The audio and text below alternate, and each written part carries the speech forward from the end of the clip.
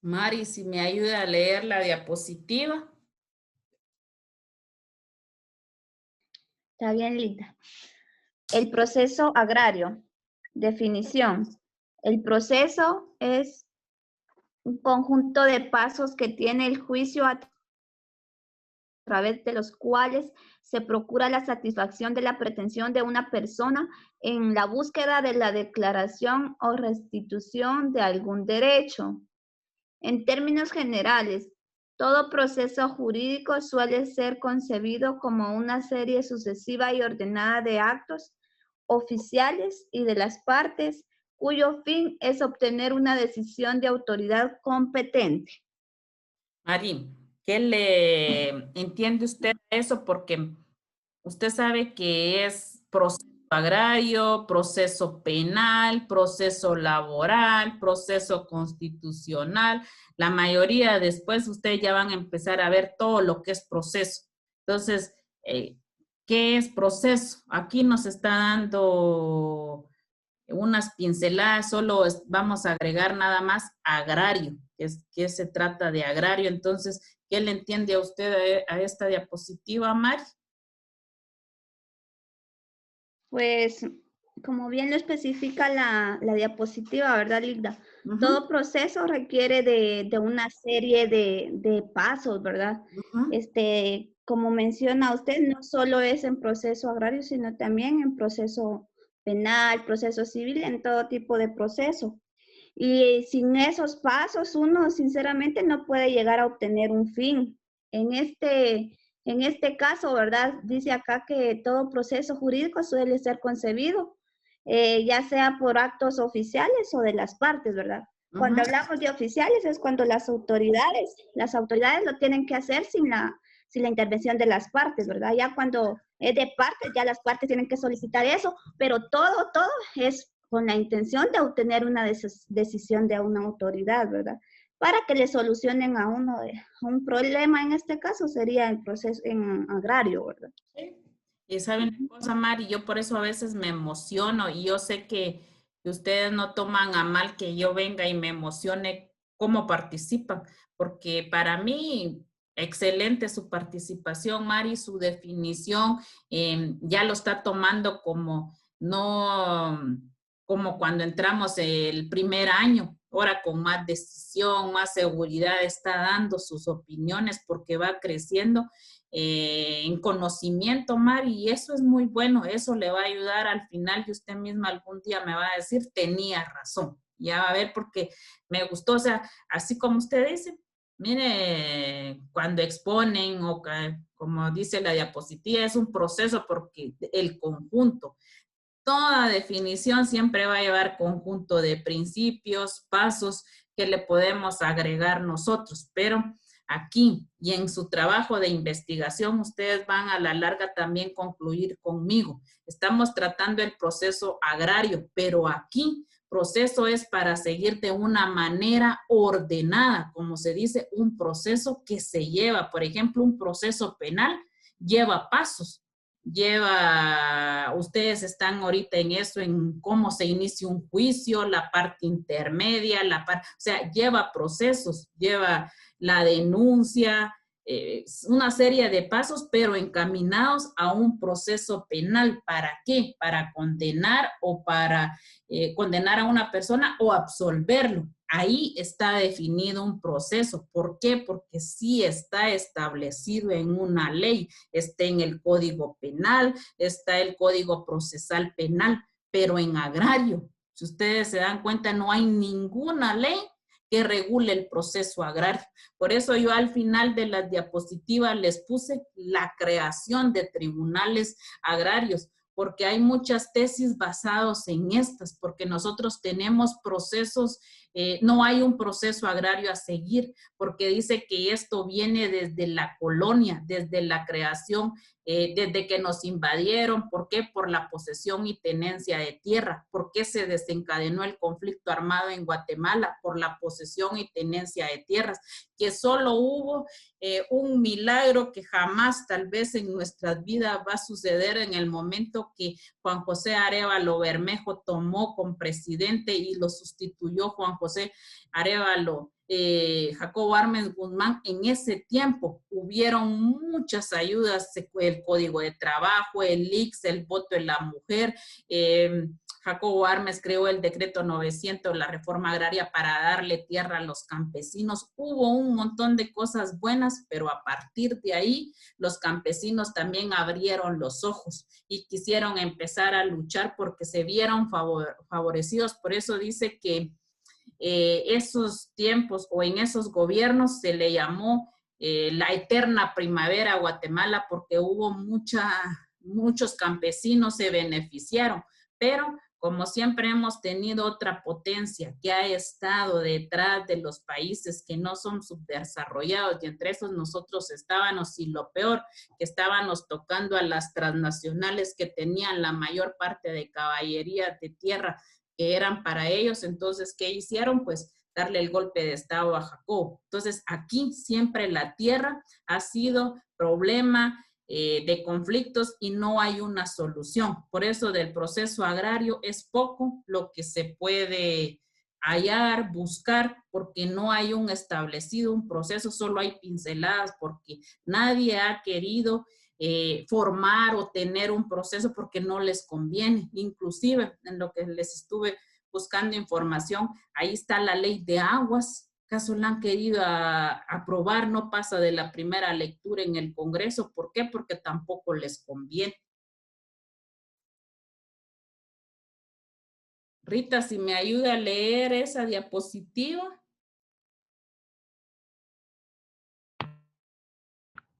El proceso agrario en sentido estricto es el conjunto de actos que están destinados a resolver con base en el derecho sustantivo los problemas que emanan de una injusta y a la vez arcaica estructura agraria a la cual tanto el poder público como las masas campesinas tratan de reformar por medio de la legislación que para el efecto se ha adoptado.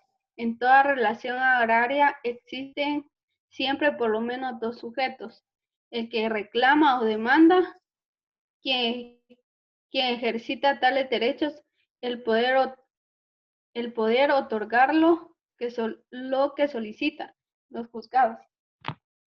¿Qué entiende usted por esa diapositiva, Rita?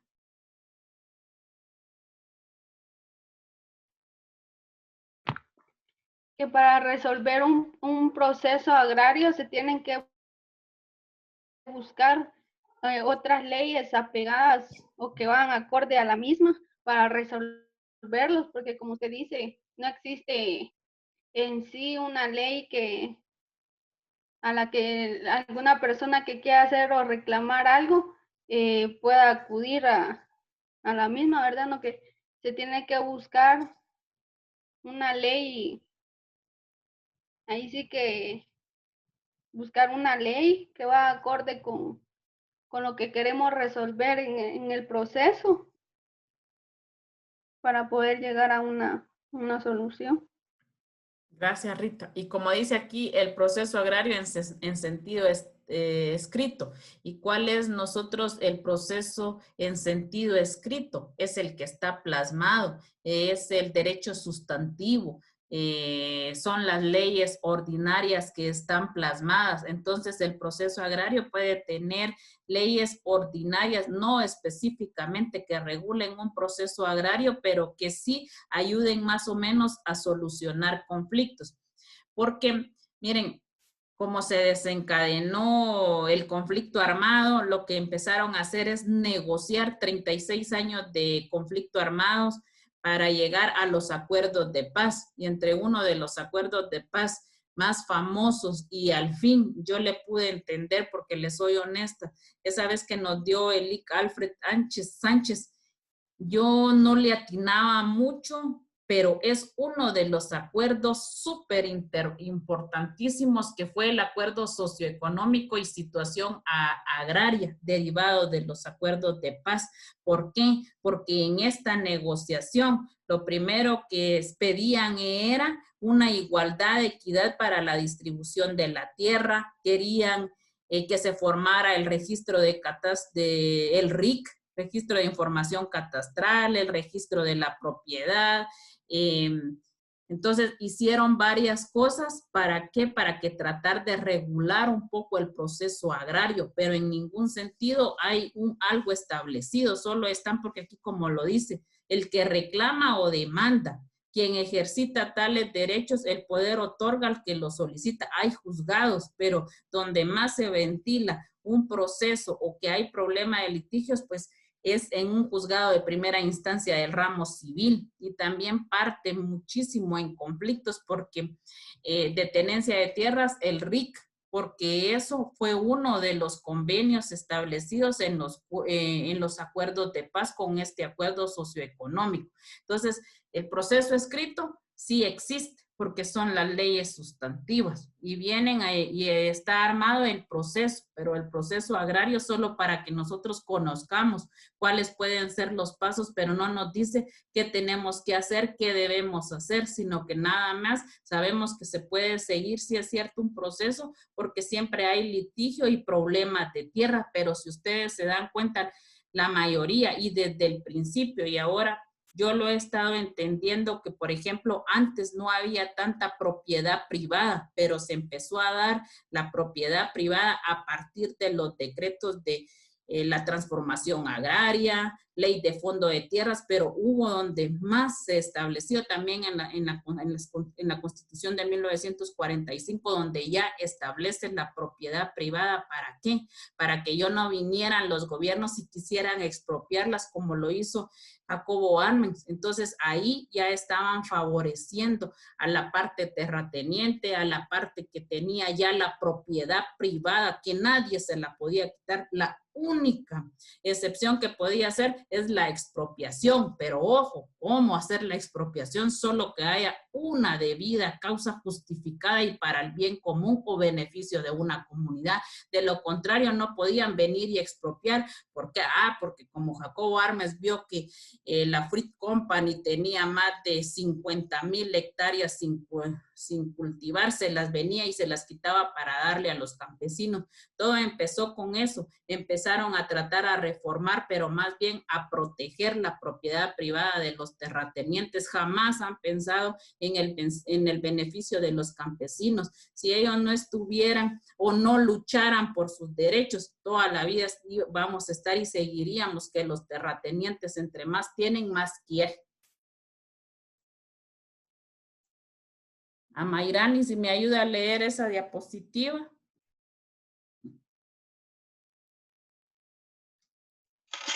Ahorita dice contenido del derecho procesal agrario.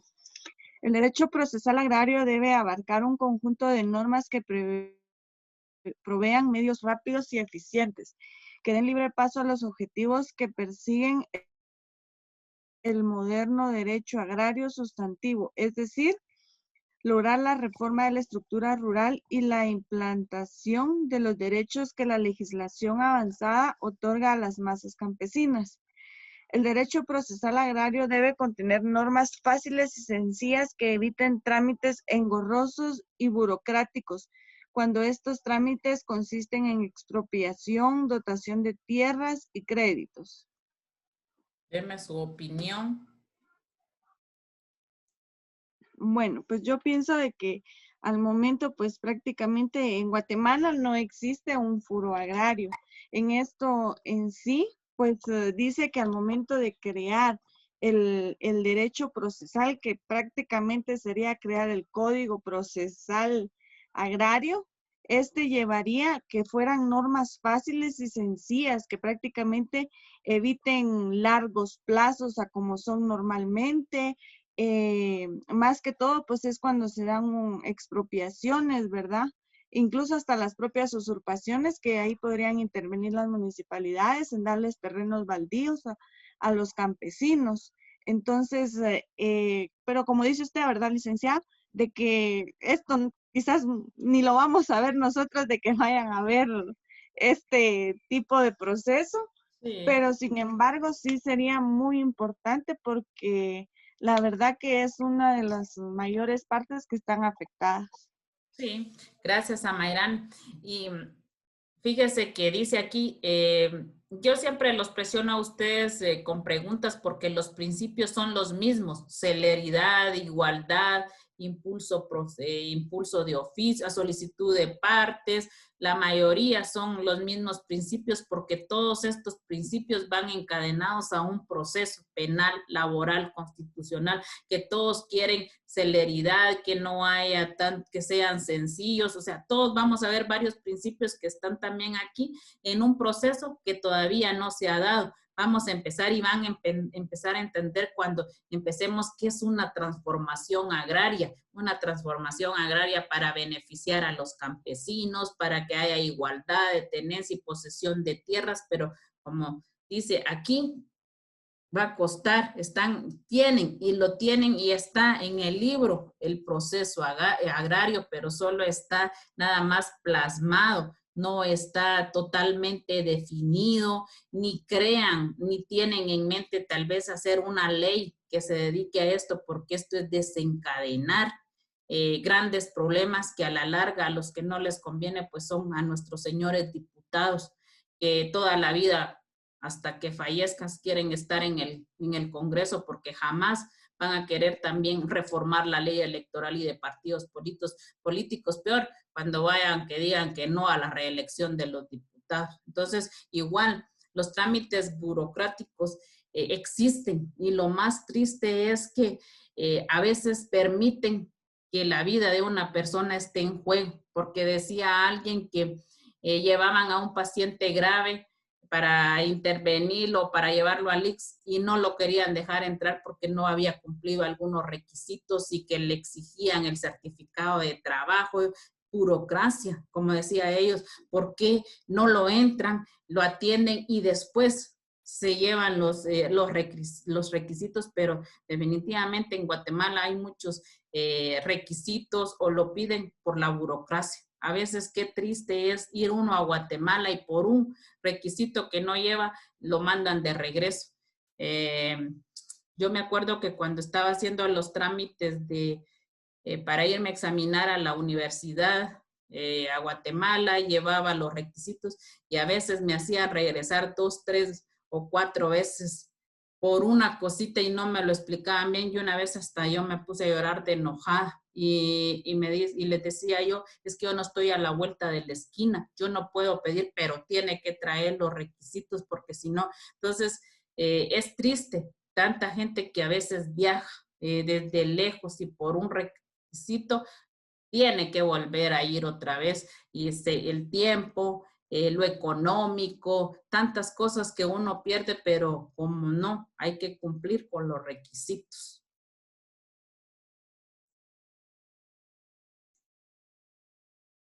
Agustín, no sé si está por ahí para que me ayude a leer la diapositiva.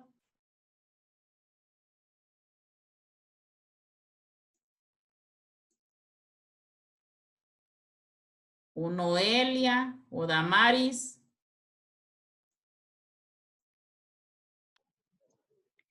Principios informativos del proceso agrario. Establecer directivas generales que informan su desenvolvimiento. Fijar principios que constituyen una base ideológica, aspecto dinámico del derecho agrario en su aplicación práctica. Principios: naturaleza pública, carácter realista y objetivo, esencia democrática, tutelar de trabajador campesino y constituir un cuerpo mínimo irrenunciable para el campesino. Gracias, Damaris. Entonces, aquí empezamos, dice que son principios informativos del proceso agrario. Y dice que uno es establecer directivas o directrices, o sea, principios, fórmulas, cómo poder ir y desenvolver un proceso agrario, fijar principios, como les decía todo mundo, en derecho o la carrera que nosotros estudiamos se fija siempre en principios, en procesos, nos dan siempre las pinceladas, entrar penal, todo el contenido, el concepto, ya el proceso, cómo se van a detallar las etapas del proceso, los principios. También dicen que esto o estos principios tienen que estar en una base ideológica. ¿Por qué? Porque parten de ideas, de análisis, de la interpretación que nosotros les podemos dar. Aspecto dinámico del derecho agrario en su aplicación práctica. El derecho tiene que ser no estático, sino dinámico. ¿Para qué? Para darle una clara y aplicación a lo que se debe de hacer para desenvolver el proceso. Aquí dice principios de naturaleza pública.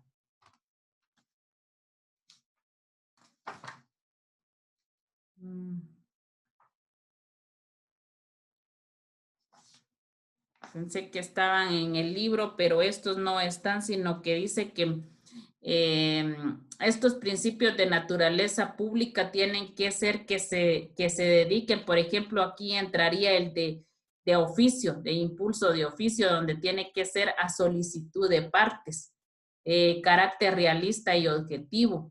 Los principios se tienen que firmar en la base donde está fundamentado lo que está solicitando la parte demandante, cuál es su objetivo, esencia democrática que tiene que prevalecer siempre en un proceso la impunidad, que el juzgador sea imparcial para darle un resultado al conflicto, tutelar del trabajo campesino, que la mayoría de principios en un proceso agrario tienen que ser de beneficiar y de favorecer al campesino, también con sus obligaciones y deberes como cualquier ley donde se establece. Constituir un cuerpo mínimo irrenunciable para el campesino. ¿Por qué? Porque si ustedes se dan cuenta, en el Código de Trabajo y en la Constitución, que es nuestra ley suprema y está en la cúspide y es sobre cualquier ley, dice que los derechos del trabajador son irrenunciables. ¿En qué sentido? Que si yo de todos modos estoy presentando mi renuncia en un trabajo, tengo derecho a que se me indemnice, a que se me paguen mis vacaciones y mis prestaciones. Entonces, igual el campesino, construirle un mínimo de derechos donde él no pueda renunciar, porque a veces nosotros por no querer conflictos, por no querer estar en procesos, dejamos, solucionémoslo, o mire, deme lo que usted considere decirle al patrono, pero con lo que usted me va a dar y tal vez llegar a una conclusión o llegar a un trato por su indemnización, pero eso es irrenunciable. Nuestros derechos como trabajadores son irrenunciables. Igual dice favorecer en ese sentido al campesino.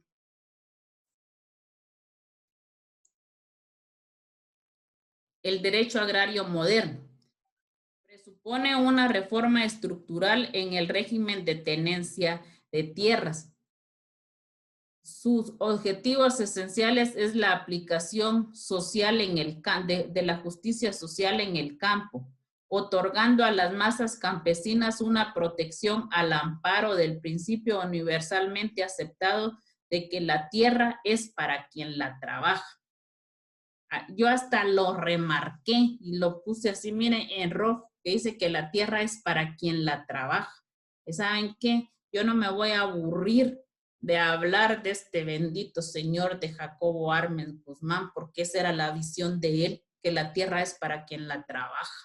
Y por eso fue que expropiaba las tierras ociosas, las que tenían caballerías hectáreas de no trabajarla y las tenían, una parte cultivaban y la otra no la cultivaban. Entonces, ¿qué decía esto? Quitémosela porque es para el campesino la trabaja. Entonces, ese es el derecho agrario moderno que se quiere ahorita. Ese que sea para la tenencia de tierra, que sea una aplicación de una justicia social y equitativa. Eso es lo que se busca en el derecho agrario moderno. Principios que gobiernan las relaciones procesales agrarias. Dice que principio del impulso procesal de oficio. Este es uno de los principios del proceso agrario. Dice que todo proceso debe ser actuado e impulsado de oficio por las autoridades encargadas de aplicar el derecho sustantivo. Aquí sería pues el encargado el juzgador o el encargado del tribunal agrario presidir, y además de que el impulso tiene que ser de la persona ofendida o de la agraviada, también de las autoridades. Dices que sin descartar la iniciativa que pudiera provenir de particulares, dice, también es, o sea, parte de las autoridades y parte de los particulares. Obligación de la autoridad para ordenar que el autor subsane los defectos contenidos en una demanda. Procesal, civil y mercantil, ¿ya lo empezaron a ver? No. ¿O sí? No. No, licenciada. Va. En procesal, civil y mercantil vamos a ver todo el contenido de una demanda. Entonces, en este siempre van a decir, porque una demanda el abogado la tiene que llenar con todos los requisitos establecidos en el artículo 61 del Código Procesal Civil y Mercantil. Cuando se presenta la demanda a un tribunal, el secretario lo que hace es revisarla, que llene todos los requisitos. Si no llena los requisitos, la vuelve. Por eso dice la obligación de la autoridad para ordenar el actor subsane los defectos contenidos en una demanda. ¿Y qué pasa cuando esta demanda no contiene los requisitos? Retrasa el proceso porque hay plazos y le dan ese plazo para subsanar el error que cometió o que lleva contenida la demanda. Ese es en el principio de impulso procesal de oficio. Solicitar de oficio los documentos que se encuentren en oficinas públicas o en poderes particulares.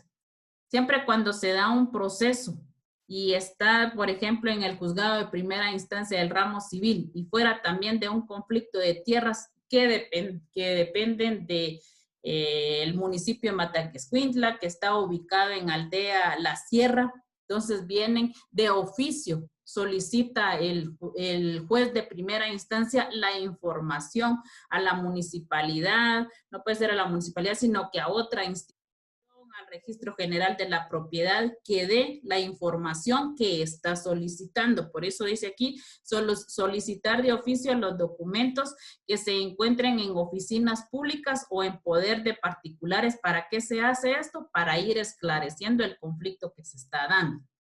Rechazar in limine las pruebas contra derecho no ofrecidas o impertinentes. ¿En qué sentido dice esto?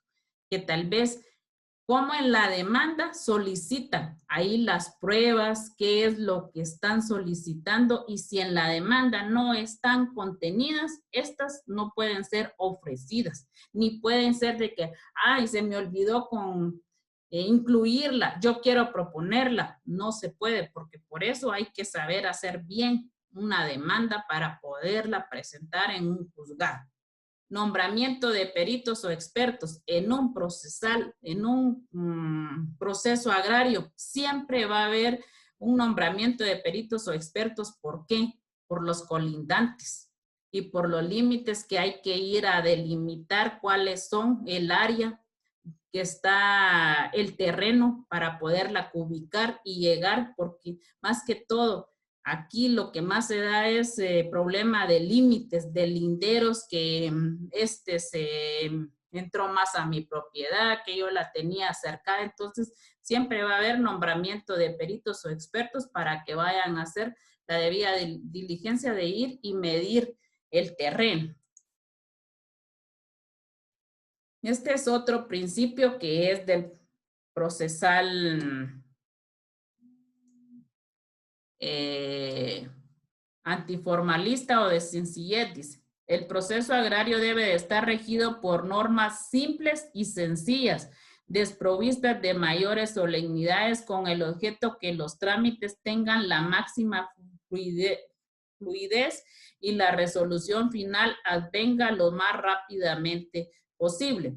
Este principio dice que no quiere que sean tan formales, sino que se dé esto en una forma sencilla, que no sea engorroso, burocrático el proceso, sino que sí haya un proceso, serie de pasos seguidos, pero que sean de una forma sencilla y no que no se complique tanto el demandante como la persona que va a juzgar.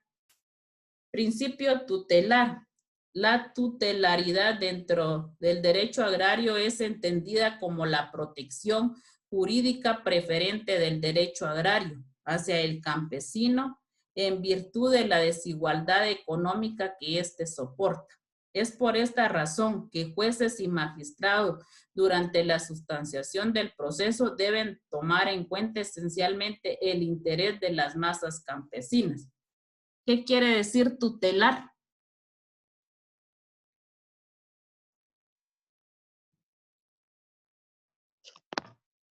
La protección que se brinda, licenciada, en este caso sería el campesino. Exacto, proteger.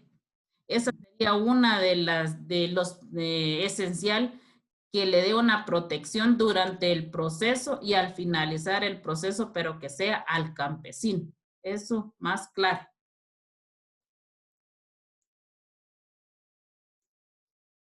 Principio de economía procesal.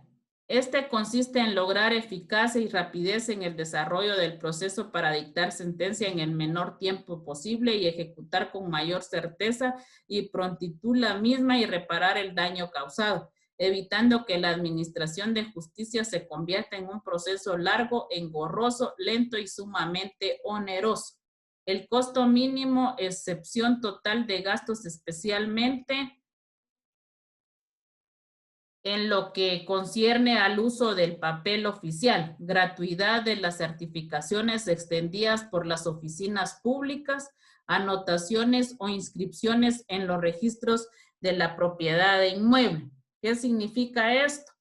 Que economía procesal, que tiene que ser en términos, o como se habla, chapín, sencillo, barato, no engorroso, o sea, que el trámite debe de ser y celebrarse entre más rápido y sin tanto formalismo, sencillo y no oneroso, o sea, también que no se lleve y se cobre una gran cantidad por dicho proceso.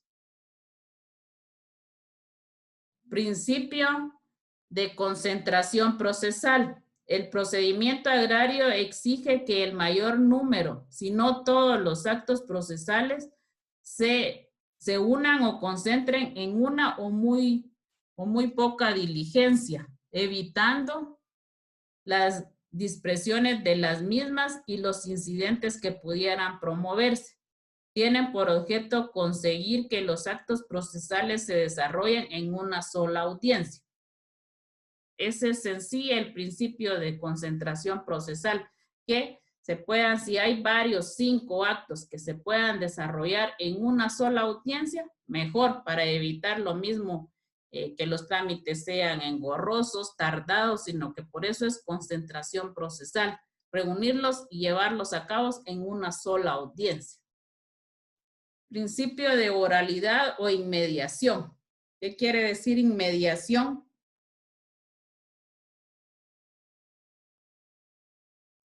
No han visto estos principios, ni los han mencionado.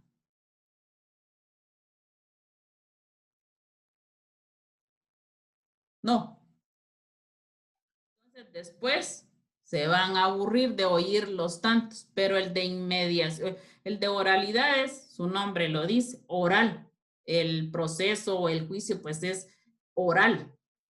Dice, la iniciación y trámite sucesivo del procedimiento agrario debe efectuarse en forma predominante oral. ¿Por qué? Porque a veces tal vez las partes no pueden o no pueden pagar un abogado para que les elabore una demanda. Entonces, ¿qué hacen? Presentarse en un juzgado de primera instancia y el secretario verbalmente le puede tomar la declaración o hacerle la demanda. Eso es un principio de oralidad y el proceso que también se desarrolla en una forma oral. Inmediación, que eso jamás se me va a olvidar a mí, que dice que las partes tienen que estar directas, en forma directa, o sea, el juez, las partes, eso es inmediación, que las partes estén en una relación directa y personal, eso es el principio de inmediación.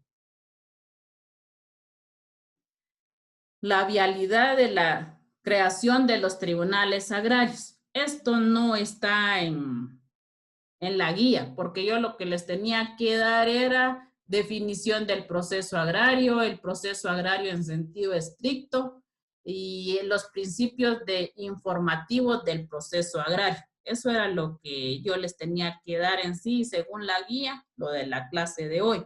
Pero yo les quise incluir estas dos diapositivas. Dice la vialidad de la creación de los tribunales agrarios. ¿Por qué? La creación de los tribunales agrarios y la implementación del sistema procesal agrario se fundamenta en la Constitución Política de la República, principalmente en los artículos 1, 2, 4, 12, 28, 29, 44 y 67.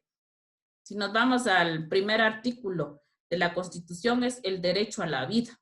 Entonces dice que ahí ya se empieza, está garantizado que se deben de crear los tribunales agrarios. Están específicos eso y después ustedes los pueden consultar en la Constitución, qué dice cada uno de estos artículos, pero el primero que se me viene a mí a la mente es derecho a la vida. Dice referente al deber del Estado de proteger a la persona y a la familia. Por eso se deben de crear los tribunales agrarios. ¿Por qué? Porque es deber del Estado proteger la persona y la familia. Garantizarle la justicia, libertad, igualdad, derecho de defensa, derecho de petición individual o colectiva, libertad de acceso a los tribunales, prevalencia del interés social sobre el interés particular y protección a las tierras de comunidades indígenas. Dice que esas son las principales cuestiones o fórmulas y que están establecidas en la Constitución para que se den la creación de los tribunales agrarios.